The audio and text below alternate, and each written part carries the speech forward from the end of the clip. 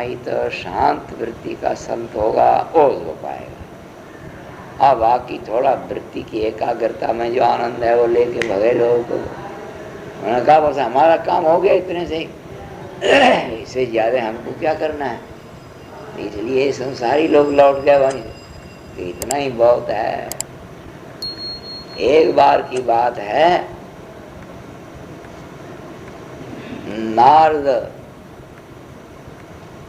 नारद मुनि जो है वो चोटी तो उनकी खड़ी रहती है, घूमते घूमते कहीं जो है विष्णु लोग पहुंच गए। विष्णु लोग जब पहुंचे तब देखा वहां जितने भी फ्लैट्स हैं सब खाली। मैंने कहा कि हे भगवान, ये स्वर्ग का क्या हाल हो गया है। यहाँ तो झाड़ू भी कोई नहीं लग रहा है, और रहने वाला कोई रहेगा तब ना झाड़ू लगेगा। ये थोड़ी है कि माया का गर्दा वहां नहीं घूमता है, वैकुंठ में घूमता है। मैंने कहा नारद क्या बतला मैं, आजकल कहते इस मृत्यु लोक में इतने सुलभ हो गए हैं भोग। क्या तो क्लब हैं, क्या तो थिएटर हैं, क्या फिल्म हाउस हैं, क्या 5 स्टार 3 स्टार होटल है। किसी को कहते इधर आने का, ध्यान करने का ही मौका नहीं मिलता है। सब जीव लौट लौट के वहीं जा रहे हैं। अब क्या करें हम भी। मैंने कहा कि हे भगवान, स्वर्ग को कौन नहीं चाहेगा है? स्वर्ग को तो सब जीव चाहते हैं। उन्होंने कहा नारद, आजकल स्वर्ग की इच्छा करने की भी फुर्सत नहीं लोगों को, इतने जय संसार के भोगों में लोग मस्त हैं। अब ये जो कहा तो नारद ने कहा कि मेरे को आज्ञा हो तो मैं जो है ले आता हूं। अब नारद चल पड़ा। नारद चल पड़ा तो गांव के किनारे में आया तो देखा एक बुढ़ा जो है बड़ा तिलक छाप लगा के जो है मारा खसका रहा। उसने कहा ये भगत है। नारद ने सोचा ये जो है भगत टाइप का है। मैंने कहा भगत जी चलो स्वर्ग चलो। मैंने कहा महाराज चलेंगे, स्वर्ग भी चलेंगे। अभी जरा बेटे छोटे हैं, हाँ जरा थोड़ा बेटे बड़े हो जाए और वो अपनी माँ को संभालने में सब। बूढ़े का ध्यान किधर गया? बेटों की माँ पर गया। वो अपनी माँ को संभालने में सब। अब अपने चलेंगे, आप दोबारा आने की कृपा करना।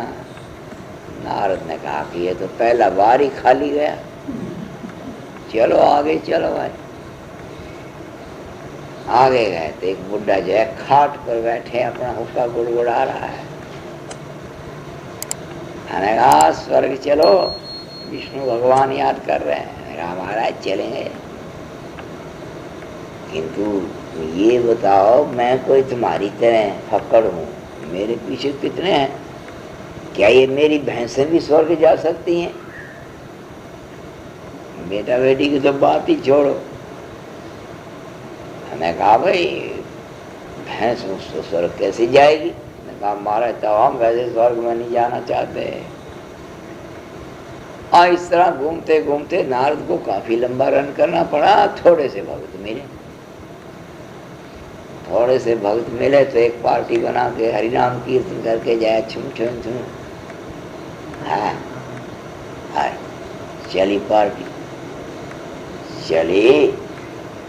भगवान ने देखा कि ले तो आया ये फका के कुछ लोग, आएगा नहीं, ये तो संसार है ना, उसको वो फका रहा है, उसको वो फका रहा है। फकाने का ही सौदा है और क्या।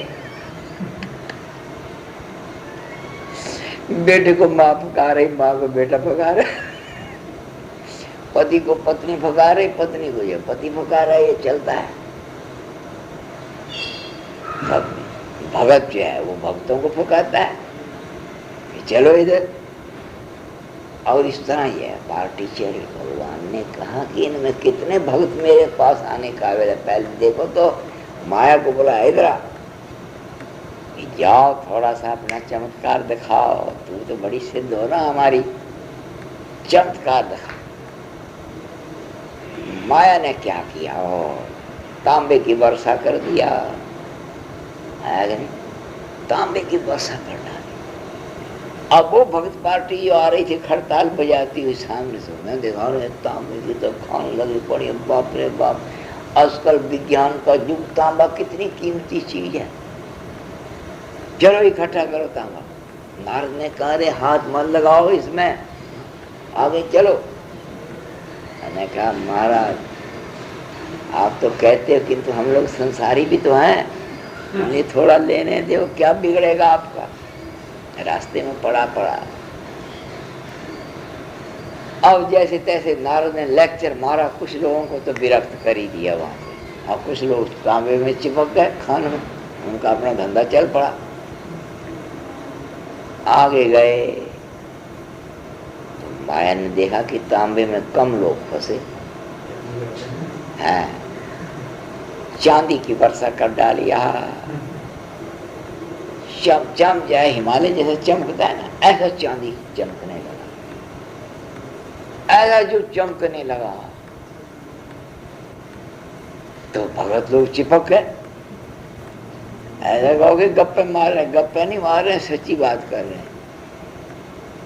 आया भगत लोग चिपक गए। नारद ने फिर लेक्चर मारा, तब कुछ तो वो चांदी इकट्ठा करने में रह गए, आप कुछ को ही लेके आगे बढ़ा तो माया को फिर कारी देखती नहीं है। तुमने जो चमत्कार दिखाए फिर भी तो आगे आ रहे हैं, और चमत्कार दिखा। आज सोने की वर्षा कर डाली माया ने, सोने की वर्षा जो किया तो अब तो भक्तों का धैर्य ही टूटने लगा। बाप रे बाप, सोने के पीछे तो हमारी गवर्नमेंट भी पड़ी है, लगे सोना इकट्ठा करने।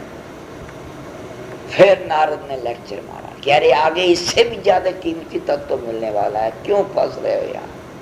तो किसी ने कहा महाराज हमारी छोकरी की शादी करनी है, कोई कहता है हमारा कुछ करना है, कोई कहता है कुछ करना है। हमारी बाड़ी के हाथ एकदम सूखे लकड़े जैसे दिखते हैं। बाड़ी जानते किसको कहते हैं? नहीं जानते।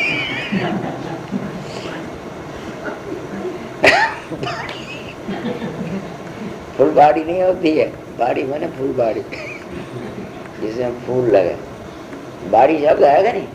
हाँ बाड़ी के हाथ सूखे लकड़े जैसे दिखते हैं, तो उसको जरा चूड़ी उड़ी बनाएंगे सोने की,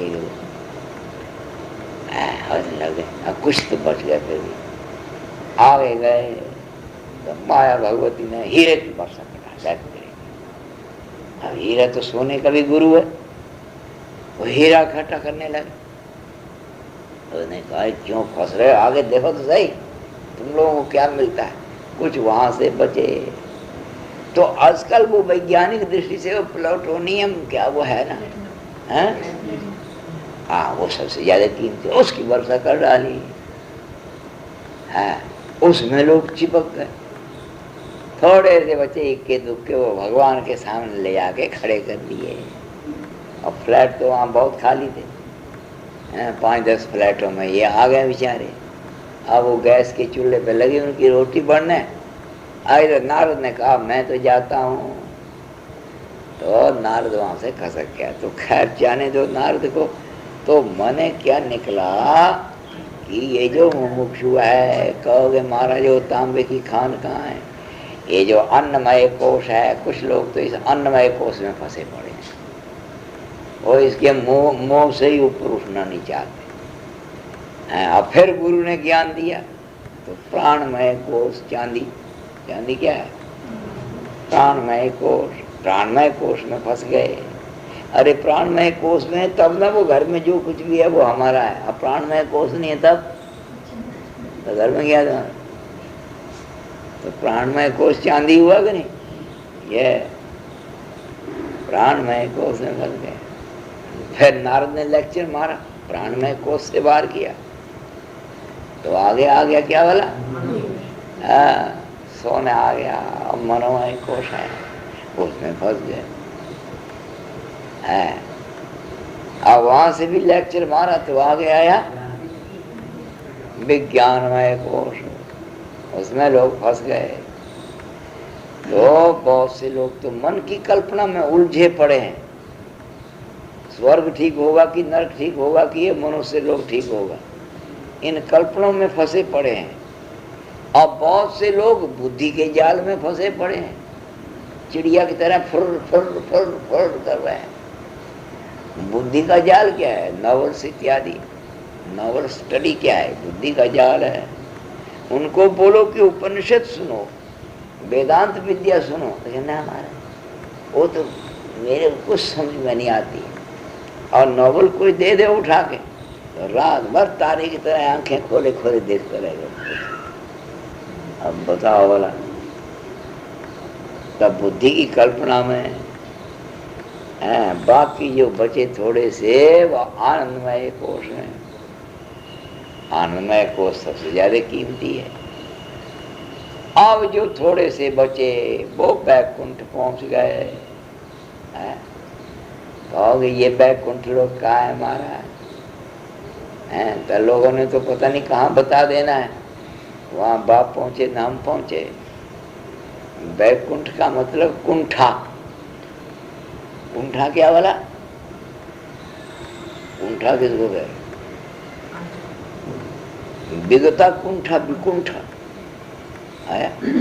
कुंठा नाम है बुद्धि के अंदर रहने वाली जड़ता, जो पदार्थ तत्व को समझने में कुंठा, पदार्थ तत्व को अवधारण नहीं कर सके बुद्धि, वो कुंठा है।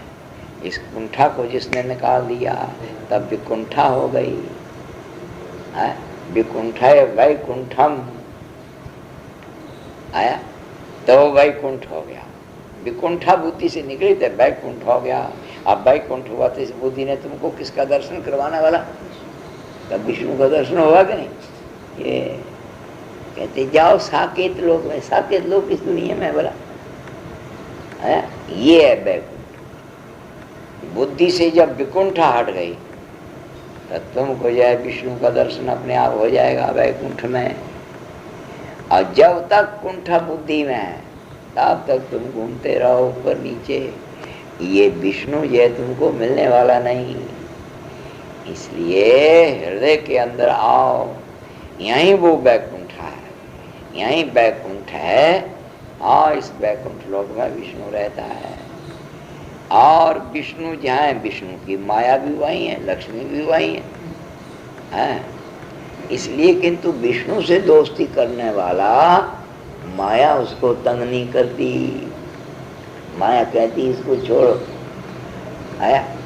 माया से जो दोस्ती करेगा उसको तंग करेगी, और उसको तंग नहीं करेगी वो। इसलिए कहते श्रुति तात्पर्यम अखिलम अबुद्धा भ्राम्यते जड़ा।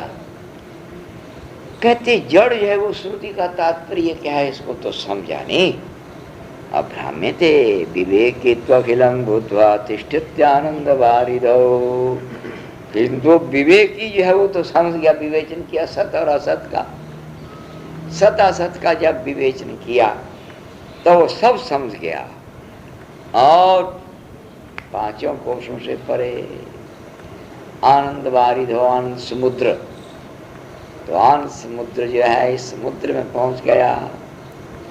इसलिए कोई गड़बड़ नहीं। अब माया में गो जगन नीरम वर्ष त्वेषा यथा तथा चिदाकाशस्य नो हानिर्नवा लाभ इति स्थिति।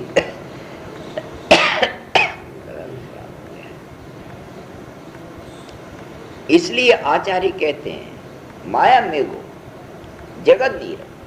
माया मेघ है और ये जगत है नीर मन पानी है। वर्षत तेषा यथा तथा, ये भले ही वर्षा करती रहे माया भगवती जैसी तैसी। चिदाकाशस्य नो हानि, किंतु ये जो आत्मा ब्रह्म है ये चिदाकाश है। जैसे इस आकाश के अंदर लाखों एटम चले, आकाश का क्या बिगड़ता है? मरेंगे मूर्ख चलाने वाले, आकाश की कोई हानि नहीं। इसी तरह ये माया भगवती चाहे कितना ही बम उठा के फेंके, चिदाकाश की कोई हानि नहीं। न लाभ इति स्थिति, कोई लाभ भी उसका नहीं होगा, न हानि न लाभ, हानि लाभ से परे। एवं कूटस्थ दीपम यो अनुसंधत्ते निरंतरम स्वयं कूटस्थ रूपेण दीप्यत्यसो निरंतरम। एवं कूटस्थ दीपम, कहते ये जो कूटस्थ दीप प्रकरण है, अनुसंधत्ते यो निरंतरम, कहते वो जो मुमुक्षु है वो कहते इस प्रकार इस कूटस्थ दीप का कहते आचार्य मुख से श्रवण करके अनुसंधान करे। आया किसका अनुसंधान करे बोला? कूटस्थ दीप का, मैंने कूटस्थ का अनुसंधान करे। आया, और कूटस्थ का अनुसंधान जब करेगा स्वयं कूटस्थ रूपेण, तो स्वयं कूटस्थ रूपेण कहते दीप्यत्यसो निरंतरम, निरंतर कहते कूटस्थ दीप कूटस्थ की तरह ये भी है प्रकाशित हो जाएगा, इसमें कोई संदेह नहीं। इस प्रकार आचार्य आशीर्वाद देते हुए कूटस्थ दीप का स्वाध्याय प्रवचन खत्म कर रहे हैं। बैठो सीधे होके। हरि ओम।